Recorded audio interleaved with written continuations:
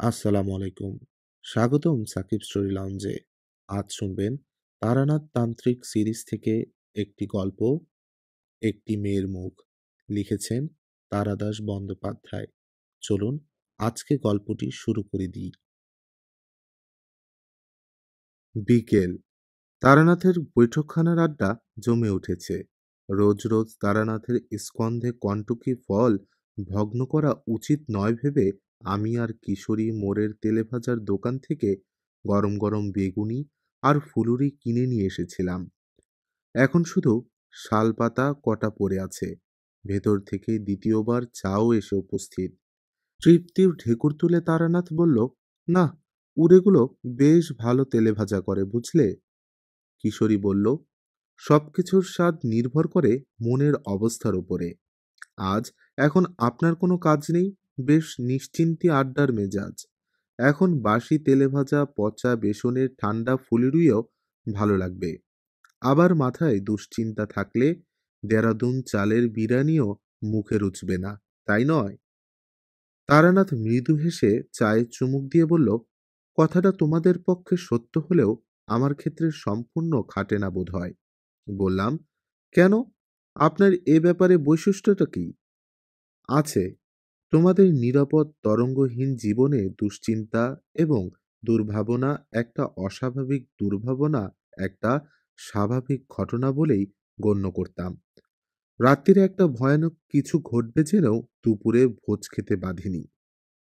পরপর কয়েকটা চুমুকে চায়ের কাপ শেষ করে নামিয়ে রেখে তারানাথ বহু দিন আগের কথা মনে পড়ে যাওয়ার সুরে বলল, ভোজ খাওয়ার কথা উঠলেই আমার রামদুলাল মিত্রের কথা মনে পড়ে যায়।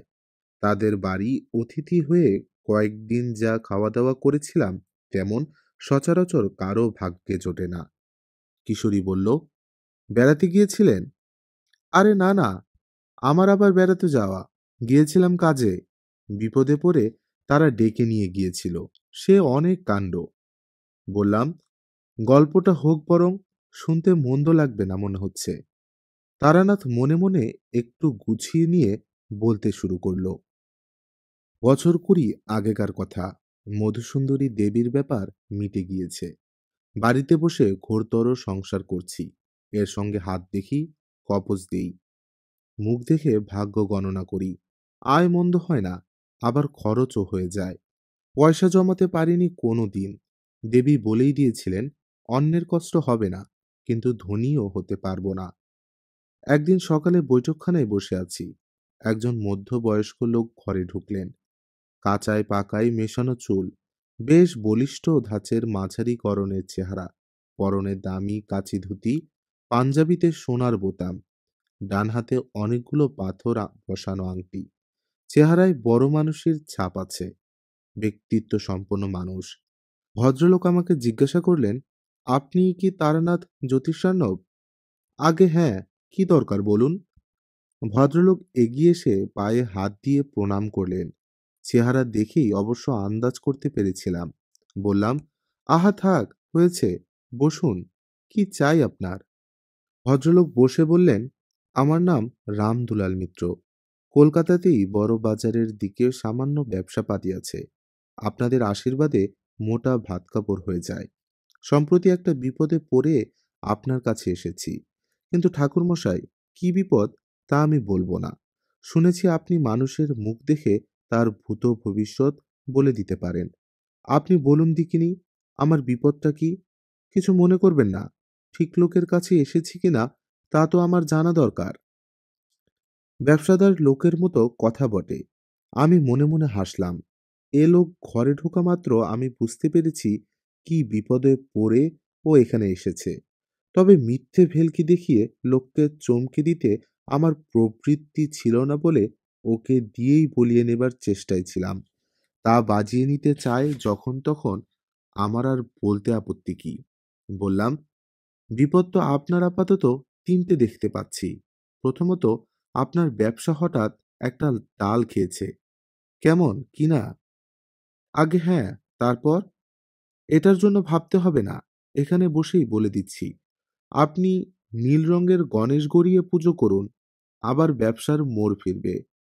রামদুলাল বললেন, আর? আপনার বাস্তুবিঘ্ন আছে দেখতে পাচ্ছি। বসতবাড়ি সংক্রান্ত কোনো গোলযোগে পড়বেন কিংবা পড়েছেন। রামদুলাল চোখ বড় বড় করে বললেন, ধন্য! শুনেছিলাম, আজ চোখে দেখলাম। কিন্তু ৩ নম্বরটা কি? বললাম, বলবো। ওটা আপনি নিজেই মিটিয়ে নিতে পারবেন। আমার সাহায্য দরকার হবে না। কিছু টাকা এককালীন দিয়ে যাওয়া বন্ধ করুন। রামদুলাল মাথা নিচু করে লজ্জিত মুখে বললেন, কি আর বলবো ঠাকুরমশাই, প্রবৃত্তি বড় বলবান। অপরাধ করে ফেলেছি, এখন প্রায়শ্চিত্ত তো করতেই হবে। পাপ ছাড়ে না বাপকে। বললাম, অনুতাপ যখন হয়েছে তখন পাপ আর নেই। ঘরে মা লক্ষ্মী আছেন তো? আগে তা আছেন। তাকে নিয়েই সুখী হতে হবে। মনে মনে তার কাছে ক্ষমা চেয়ে নেবেন। আগে যা বলছেন করব। এখন আমার এই বিপদ থেকে উদ্ধার পাবার পথ বলে দিন। খুলে বলুন। রামদুলাল বললেন, ছোটবেলায় বড় কষ্টে মানুষ হয়েছি ঠাকুরমশাই। বাপ মা অল্প বয়সে মারা গিয়েছিলেন। কুলিগিরি করে মাথায় মোট বয়ে একটা একটা করে পয়সা জমিয়ে ব্যবসা শুরু করি। প্রথম জীবনে থাকার জায়গা ছিল না। কখনো কখনো রাস্তায় শুয়েও রাত কাটিয়েছি। আজও আমার কলকাতায় কোনো বাড়ি নেই। বড় একখানা বাড়ি আস্ত নিয়ে থাকি বটে, কিন্তু সেটা ভাড়া বাড়ি। বাড়ি কিনতে পারতাম, কিন্তু সত্যি বলতে কি, কলকাতায় বাড়ি করতে ইচ্ছে হয় না। ছোটবেলায় গ্রামে মানুষ, আর কটা দিন পরে ছেলেদের হাতে ব্যবসা দিয়ে আবার গ্রামে গিয়ে বাস করব ঠিক করেছি। তা গত বছর শেষের দিকে এক দালাল খবর আনলো, রাজবলহাটের কাছে এক গ্রামে একটা খুব ভালো বাড়ি বিক্রি আছে। নতুন বাড়ি না হলেও সামান্য মেরামত করে নিলে নতুনের মতোই দাঁড়াবে। সেখানকার জমিদার বাড়ি। জমিদার মারা গিয়েছেন। জমিদারি বিক্রি করে ছেলেরা কলকাতায় উঠে আসতে চায়। বাড়িও আর রাখবে না। নামমাত্র দামে বেচে দিচ্ছে। দালালের মাধ্যমে দর করে বাড়ি তো কিনলাম ঠাকুরমশাই। অনেক আশার বাড়ি, কিন্তু এখন সে বাড়িতে বাস করা অসম্ভব হয়ে উঠেছে। বললাম, কেন? কি হয়েছে? আজ্ঞে, বাড়িটায় অপদেবতার দৃষ্টি আছে। কেনবার পর আমরা সবাই কয়েকটা দিন থাকবার জন্য সেখানে গিয়েছিলাম। প্রথম দিনই আমার স্ত্রী কি দেখে রাত্রিরে ভয়ে চিৎকার করে উঠলেন। জানালার কাছে নাকি ছায়ার মতো কি দাঁড়িয়েছিল। অথচ দোতলার জানালা, কোনো খাজ বা কার্নিশ নেই। চোর কিংবা ডাকাত কি বেয়ে উঠবে? পরের দিন সন্ধ্যের দিকে আমার বড় ছেলে শচীদুলাল পায়খানা করতে গিয়েছিলেন। কিছুক্ষণ বাদে ফিরে এসে বলল, বাবা, বাড়ির বাইরে কে বসে কাঁদছে বলুন তো? মেয়ে ছেলের গলা মনে হলো। কেমন সন্দেহ হওয়াতে তক্ষুনি চাকর বাকর নিয়ে লণ্ঠন জেলে দেখতে বেরুলাম। পায়খানা বাড়ি থেকে একটু দূরে, উঠোন পেরিয়ে যেতে হয়, তারপরেই পাঁচিল। এদিকের দরজা দিয়ে বেরিয়ে ঘুরে সেখানে পৌঁছে দেখি কোথাও কিছু না। পাঁচিলের পরেই ঘন ঝোপঝাড় আর আগাছার জঙ্গল। সেখানে বসে এই ভর সন্ধেয় কে কাঁদতে যাবে? কিন্তু কি বলবো ঠাকুরমশাই, ফিরে আসতে গিয়ে পরিষ্কার শুনলাম কে যেন খুব অকুল হয়ে কাঁদছে। স্ত্রীলোকের গলা, খুব কষ্টের কান্না। আবার ফিরে যাই, আবার দেখি, না, কোথাও কিছু নেই। একবার মনে হলো শব্দটা যেন বাড়ির ভেতর থেকে আসছে। কেমন ভয় ধরে গেল। এসব কি কাণ্ড! এমন হওয়া তো ভালো কথা নয়। পরের দিন গিন্নিকে কলকাতায় ফেরত পাঠালাম মেজ ছেলের সঙ্গে। আমি আর শচী আরও 2 দিন থেকে গেলাম। প্রত্যেক দিন সন্ধেবেলা সেই কান্নার শব্দ শুনেছি। আর কি বলবো, বাড়িটার মধ্যে যতক্ষণ থাকি মন যেন কেমন বিষণ্ণ হয়ে থাকে। বুকে যেন একটা পাহাড়ের মতো চাপ টের পাই। বাড়িটা ভালো নয় ঠাকুরমশাই, কিন্তু একগাদা টাকা খরচ করে কেনা বাড়ি যাওয়া বন্ধ করলে তো পোড়ো হয়ে যাবে। অনেক শখ করে কেনা। এর কিছু উপায় হয়? একটু ভেবে বললাম, আমাকে একবার নিয়ে যেতে পারেন সেখানে? আজ্ঞে হ্যাঁ, তা পারি বইকি। আর সত্যি বলতে কি, আমি জানতাম আপনি যেতে চাইবেন। আমার মনে হয়েছিল, আপনি ভাববেন না কিছু। আপনার যাতায়াত, খাওয়া-দাওয়া এবং গরিবের সাধ্যমতো দক্ষিণা আমি দেব। কবে যাবেন বলুন? আপনার কবে সুবিধা হয়? পরশু সকালে তৈরি হয়ে থাকবেন। আমি এসে নিয়ে যাব। রাজবহল হাট থেকে মাইল তিনেক দূরে মতিপুর গ্রাম। বিকেল ৩টে নাগাদ গিয়ে সেখানে পৌঁছলাম। নিতান্ত পাড়াগা বটে, কিন্তু বাড়িখানা সত্যি দেখবার মতো। বিরাট দোতলা বাড়ি, একটা বারবাড়ি, একটা ভেতরের মহল, সব মিলিয়ে প্রায় ২৩-২৪ খানা ঘর। কাছাকাছি আর অন্য বসতি নেই। মূল গ্রাম কিছুটা দূরে। আদর করে রামদুলাল আর শচী আমাকে ভেতরে নিয়ে গেল। কিন্তু কি জানো, বাড়িতে ঢুকেই আমার মনে হলো এখানে কোনো গোলযোগ আছে। ঠিক কি যে হলো তা বলতে পারবো না। তবে মনে একটা অস্বস্তির ভাব। চারদিকে বাতাস যেন এ বাড়ির চৌহদ্দির মধ্যে এসে আর বইছে না। একটাও পাখির ডাক নেই। গেরস্থের বাড়ি এমন শ্মশানের মতো হবে কেন? ওই পাখির ডাক না শুনতে পাওয়াটা আমাকে সত্যি ভাবিয়ে তুলল। আমি দেখেছি মানুষের চেয়ে নিম্ন স্তরের প্রাণীরা অশুভ প্রভাব সম্বন্ধে বেশি অনুভূতিপ্রবণ হয়। ভূমিকম্প হবার আগে পোষা পাখি খাঁচার মধ্যে ছটফট করে জানো। মোটের ওপর সেখানে পৌঁছে বুঝতে পারলাম রামদুলাল বাজে কথা বলেনি। যাই হোক, চাকর তক্ষুনি হাত পা ধোবার জল এনে দিল। জামা কাপড় বদলে আমি, রামদুলাল আর শচী বৈঠকখানায় এসে বসলাম। কলকাতা থেকে চাঙ্গারি করে একগাদা খাবার এনেছিল রামদুলাল। এবার চাকর সেগুলো আমাদের পরিবেশন করে দিল।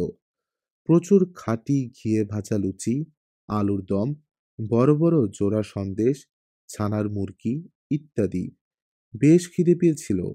এক নিঃশ্বাসে প্রচুর খেয়ে ফেলার পরে যখন একটা হাঁড়ি থেকে রাবড়ি বেরোলো, ভয় পেয়ে বললাম, না, আর নয়, অনেক হয়েছে। রামদুলাল হাত জোর করে বলল, আগে কি আর এমন আয়োজন? খুদ করে বই তো নয়, সামান্য একটু নিন, আপনার কথা ভেবেই আনা। খাওয়া হলে রামদুলাল বলল, একটা কথা বলবো। কি? কিছু বুঝতে পারছেন? বাড়িটায় কি সত্যি কোনো দোষ আছে? আসল কথা না ভেঙে বললাম, এখনই কিছু বলা কঠিন। দেখি আজ রাতটা। সন্ধ্যের অন্ধকার যখন বেশ গাঢ় হয়ে এসেছে, তখনই আমি কান্নার শব্দটা শুনতে পেলাম। আমার সামনে বসেছিল রামদুলাল। দেখলাম তার মুখ নিমেষে রক্তহীন সাদা হয়ে গেল। আমাকে বলল, ওই, ওই শুনছেন? সেই শব্দ। বেশি করে বলবার দরকার ছিল না। কোথা থেকে যেন ভেসে আসছে একটা করুণ কান্নার শব্দ। স্ত্রীলোকের কান্নাই বটে, যেন খুব কষ্টে গুমরে গুমরে কাঁদছে। কোথা থেকে আসছে শব্দটা? একবার মনে হচ্ছে বাইরে থেকে, আবার মনে হচ্ছে খুব বেশি দূরে নয়, কাছাকাছি বসে কাঁদছে কেউ। বাবা! দরজার কাছে শচীদুলাল এসে দাঁড়িয়েছে। বাবা, শুনেছেন? রামদুলাল কাপা গলায় বলল, শুনেছি, তুই ভিতরে চলে আয়। বললাম, ভয় পেও না, দাঁড়াও, আমাকে একটা লণ্ঠন দাও তো। চাকরটাও ভয় পেয়ে চলে এসেছে। তার হাতে একটা হারিকেন। সেটা নিয়ে ঘর থেকে বেরুতে বললাম, তোমরা এখানে থাকো, ঘর থেকে বেরিও না, আমি একটু দেখে আসি। কিন্তু দেখবোটা কি? লণ্ঠন হাতে সারা বাড়ি তন্ন তন্ন করে খুঁজলাম। আওয়াজের উৎস কোথায় ধরতে পারলাম না। এক এক সময় মনে হচ্ছিল যেন চারদিক থেকেই শব্দটা আসছে। এ কি ব্যাপার? বৈঠকখানায় ফিরে আসবার পথে কান্নাটা থেমে গেল। ঘরে ঢুকে দেখি শচী আর রামদুলাল পাথরের মূর্তির মতো চৌকিতে পা তুলে বসে আছে। ঝড়ে কাক মরলেও কেরামতি ফকিরের হয় জানো তো, আমার হলো তাই। আমি লণ্ঠন হাতে বেরুবার একটু পরেই কান্নাটা থেমে যেতে ওদের দুজনের ধারণা হলো আমি তন্ত্রমন্ত্রের প্রভাবে আওয়াজটা বন্ধ করেছি। আমাকে দেখে রামদুলাল বলল, ও কি ভয়ানক শব্দ! কি করে থামালেন ঠাকুর মশাই? ভাগ্যিস আপনি এসেছিলেন। ব্যাপারটা বুঝে চুপ করে রইলাম। ওদের ভুল ভাঙিয়ে লাভ নেই। আমার উপরে ভরসা করে যতটুকু সান্ত্বনা পায় পাক না। রাত্রিরে ভেতর বাড়ির বারান্দায় আসন পেতে বসে আবার এক বিপুল আয়োজনের সম্মুখীন হওয়া গেল। পুজোর পরাতের মতো বড় বগি থালায় সরু চড়ুই পাখির নখের মতো চালের ঘি ভাত, ভেড়ার মাংসের কোরমা, রুই মাছের কালিয়া, ৩-৪ রকমের মিষ্টি। বললাম, করেছ কি? এত কখনো খাওয়া যায়? আর তাও বিকেলে ওই জলযোগের পর? তুলে নাও, এর অর্ধেকও আমি খেতে পারবো না। রামদুলাল বলল, আমার এই চাকরটির বড় ভালো রাঁধে, পাকা হাত, শুধু রান্নার জন্যই ৬০ টাকা দিয়ে ওকে রেখেছি। আপনাকে রেঁধে খাওয়াবে বলে ওকে নিয়ে এলাম। আপনি না খেলে আমরা কষ্ট পাবো, এমন কিছু বেশি তো নয়। খেয়ে নিন। খাওয়ার গল্প আর বারবার করব না। এই প্রসঙ্গেই রামদুলালের কথাটা মনে এলো বলে তোমাদের ভোজের বহরটার একটু ইঙ্গিত দিলাম। এক কথায় এরপর দুবেলা এরকম নানা বিচিত্র পদ তৈরি হতে লাগলো আমার জন্য। রাত্রেও শুয়ে ঘুম আসে না। একে চাপ খাওয়া হয়ে গিয়েছে, তার উপর মনে কেমন একটা অমঙ্গলের ভাব। আমাদের গায়ের সেই সাধুর কথা মনে আছে তো? সে বলেই দিয়েছিল আমার এ ধরনের ক্ষমতা হবে। পরদিন একটা অদ্ভুত ঘটনা ঘটল। এইখানেই গল্পের আসল অংশের শুরু। সকাল ৮টা হবে। বৈঠকখানায় বসে আছি। রামদুলাল গিয়েছে স্নান করতে। শচী বাড়ি নেই। বিকেলে ক্ষীর দিয়ে কি একটা খাবার তৈরি হবে, তাই সে গিয়েছে খাঁটি দুধের সন্ধানে। বাড়ির ডান দিকের কোণে বারান্দার শেষে খুব সুন্দর একটা স্নানের ঘর আছে, জমিদার শখ করে বানিয়েছিল। তার মেঝে সাদা পাথরে বাঁধানো, বুক অবধি দেওয়াল মোজাইক করা।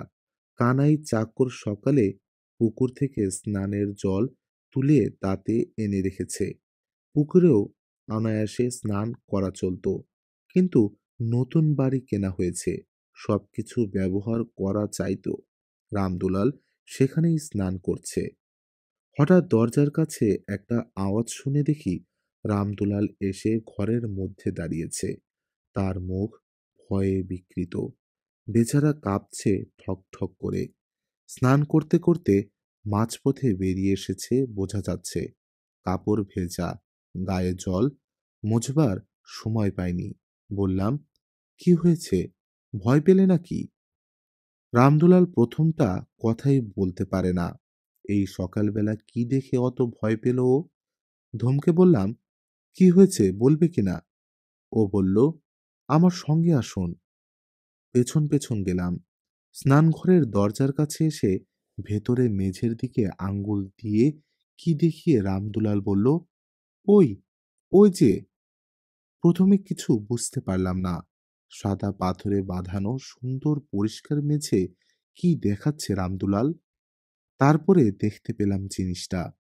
মেঝের একটা পাথরের টালিতে যেন আবছা একখানা মুখ ফুটে উঠেছে। ঠিক পুরো মুখ নয়, মুখের আদল মাত্র। চেষ্টা করলে বোঝা যায় স্ত্রীলোকের মুখ, কারণ লম্বা চুলের আভাস দেখা যাচ্ছে। কিন্তু সে মুখ সুন্দর নয়, কেমন যেন ভাঙ্গাচোরা অবয়ব, যেন কষ্টে মুখ বিকৃত করে আছে। এ আবার কি? মেঝের পাথরে কে ছবি আঁকলো? কি দিয়ে আঁকলো? আমদুলালকে জিজ্ঞাসা করলাম, এ ছবি এখানে কি করে এলো? আগে তা কি করে বলবো? যখন বাড়ি কিনলে তখন ছিল না। আগে বাড়ি কেনার কথা কি বলছেন? আজ সকালে কানাই জল তুলে রাখছিল, আমি দাঁড়িয়ে তদারক করছিলাম, তখনও ছিল না। এই এখন চান করতে করতে হাত ফসকে সাবানটা পড়ে গেল, তুলতে গিয়ে একেবারে চোখাচোখি। কি হবে ঠাকুরমশাই, বড় শখের বাড়ি। বললাম, আচ্ছা, তুমি আগে স্নান শেষ করে নাও, ভয় নেই। আমি এই দরজার কাছে দাঁড়িয়ে রইলাম। ভয়ে ছিটকিনি না দিয়ে কোনো মতে দরজা ভেজিয়ে বাকি স্নানটুকু সেরে বেরুলো রামদুলাল। মানুষ ভয় পেলে কিরকম হয়ে যায় তা আজ দেখলাম।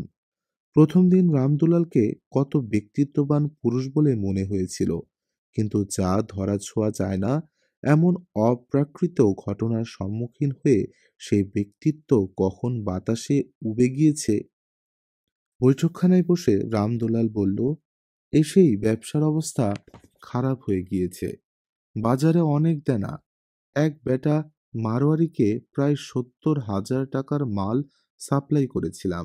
তার দরুন বিল সে কিছুতেই দিচ্ছে না, কেবল আজ কাল বলে ঘোরাচ্ছে। মারোয়ারির সঙ্গে কি আমরা পারি? আমারই ভুল হয়েছিল ওখানে মাল দেওয়া। কি করব? লোভে পড়ে গেলাম। এখন যদি বিল না আদায় হয় তাহলে আমার ব্যবসা ডুববে। নালিশ করে টাকা আদায় করতে করতে তো আর ব্যবসা থাকবে না। এদিকে এই চিন্তা, এত টাকা দিয়ে বাড়ি যদি বা কিনলাম, এখন তাতে বাস করতে পারছি না। আমাকে আত্মহত্যা করতে হবে ঠাকুরমশাই। বললাম, আরে দাঁড়াও, এত ব্যস্ত হলে চলবে কেন? ব্যবসায় লাভ ক্ষতি জোয়ার ভাটা আছেই, ভেঙে পড়ার কিছু নেই। আর এ বাড়ির কথা বলি, আমার মনে হয় তোমাদের ভয়ের কিছু নেই। ভয়ের কিছু নেই? মনে হয় না। ভেবে দেখো, যে আত্মাই এমন করুক না কেন, তার যদি তোমাদের ক্ষতি করবার ইচ্ছে থাকতো, তাহলে সে তো তা অনায়াসেই করতে পারে। এতদিন চুপ করে আছে কেন? রামদুলাল বলল, তাহলে ওই কান্নার শব্দ? বললাম, হয়তো সেটা আমাদের মনোযোগ আকর্ষণ করবার জন্য। সে হয়তো কিছু বলতে চায়। তাহলে আমি এখন কি করব? তুমি কিছুই করবে না। আমি আরো কয়েকদিন থাকব। দেখি কি হয়। যা করবার আমিই করব। শচীদুলাল এসে স্নানঘরের মেঝেতে ছবিটা দেখল। তবে সে বাপের চেয়ে সাহসী। ভয় পেলেও মুখে কিছু বলল না। রাত্রিরে আমি সাবধানের মার নেই বলে বড় এক ঘটি জল নিয়ে বাড়ির চারদিকে ছিটিয়ে সাধুর দেওয়া সেই মন্ত্রে গণ্ডি দিয়ে রাখলাম। সেদিন রাত্রিটা কারোই ভালো ঘুম হলো না।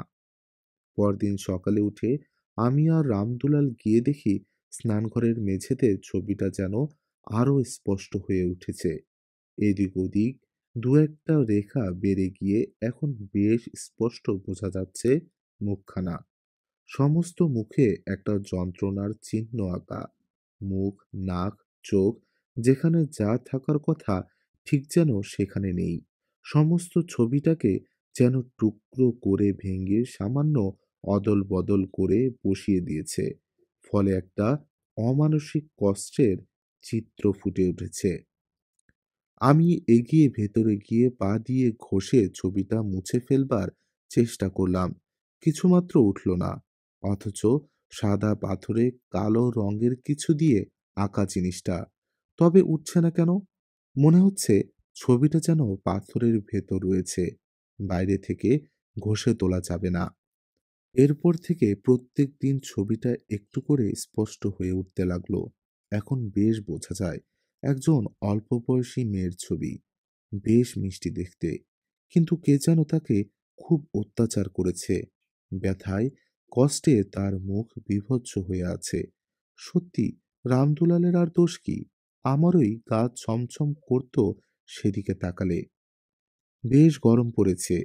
একদিন সন্ধেবেলা আর সহ্য না করতে পেরে রামদুলালকে ডেকে বললাম, ওহে, তোমার কানাইকে বলো তো একটু স্নানের জল দিতে। বড় গরম আজ, স্নান করে ফেলি। আগে জল তোলাই আছে, আপনি চলে যান। ঠান্ডা জল। আরাম করে গায়ে জল ঢালছি। পায়ের কাছে মেঝেতে সেই ছবিটা। এই ৩-৪ দিনে ছবিটা আমাদের অনেকখানি গা-সওয়া হয়ে গিয়েছে। না তাকিয়ে স্নান করে চলেছি। হঠাৎ আমার গা শিউরে উঠল। সেই কান্নার শব্দটা। এবার খুব কাছে। যেন এখানেই, এই ঘরেই কেউ কাঁদছে। স্নানঘরে আমি একা। অন্ধকার ঘনিয়ে এসেছে। পায়ের কাছে পাথরের সেই মূর্তি আর বাতাসে করুণ কান্নার আওয়াজ। গুমরে গুমরে কে যেন কাঁদছে কোথায়। তরুণী মেয়ের গলা। বাইরে দরজায় ধাক্কা দিচ্ছে রামদুলাল। ঠাকুরমশাই, ঠিক আছেন তো? বললাম, ঠিক আছি, ভয় নেই। যাও, ঘরে গিয়ে বসো, আমি আসছি। আওয়াজটা এ ঘরেই হচ্ছে বটে, যেন আমার পায়ের তলা থেকে আসছে। আমার মাথায় তখন একটা বুদ্ধি এসেছে। কি করতে হবে ভেবে ফেলেছি। আমি স্নান সেরে বেরোবার আগেই কান্নার আওয়াজ থেমে গেল। ঘরে এসে রামদুলালকে বললাম, আচ্ছা, যখন এই বাড়ি কেনো তখন মালিকরা তোমাকে এ ব্যাপারে কিছু বলেনি? বাড়িতে এরকম কান্নার শব্দ শোনা যায় বা কিছু? না, তা বললে কি আর আমি বাড়ি কিনতাম? তা বটে। আচ্ছা, তোমার বিশ্বাসী চাকর কজন আছে কলকাতার বাড়িতে? রামদুলাল ভেবে বলল, জনা ২। তারা গোপন খবর চেপে রাখতে পারবে? তা পারবে। প্রাণ গেলেও তারা আমাকে বিপদে ফেলবে না। আর কানাই? কানাইও বিশ্বাসী। কাল শচীকে কলকাতায় পাঠিয়ে সেই চাকর দুজনকে এখানে আনাও। কাজ আছে। এরপরের ঘটনা সংক্ষিপ্ত। পরের দিন শচী গিয়ে বাড়ি থেকে দুজন বলিষ্ঠ চাকরকে নিয়ে এলো। তাদের নিয়ে স্নানঘরে গেলাম। রামদুলাল চুপ করে থাকতে জানে। এতক্ষণ কিছু জিজ্ঞাসা করেনি। এবার বলল, কি হবে ঠাকুরমশাই? এখনই দেখতে পাবে। এ বাড়িতে শাবল আর কোদাল আছে? তা আছে, আনতে বলো। তিনজন চাকর শাবলের চার দিয়ে মেঝের কয়েকখানা পাথরের টালি তুলে ফেলতে তলার সুরকি আর মাটির সোলিং বেরিয়ে পড়ল। বললাম, মাটি খোঁড়ো। হাত চারেক মাটি খোঁড়া হতে একজন চাকর হঠাৎ অস্ফুট আর্তনাদ করে হাতের কোদাল ফেলে দিয়ে কাঁপতে লাগলো। রামদুলাল গর্তের মধ্যে উঁকি দিয়ে ভীত গলায় বলল, ঠাকুরমশাই, এ কি ব্যাপার? বললাম, কঙ্কাল তো। কোথা থেকে এলো? পরে বলছি, আগে ওটা তুলতে বলো। আস্ত তোলা গেল না।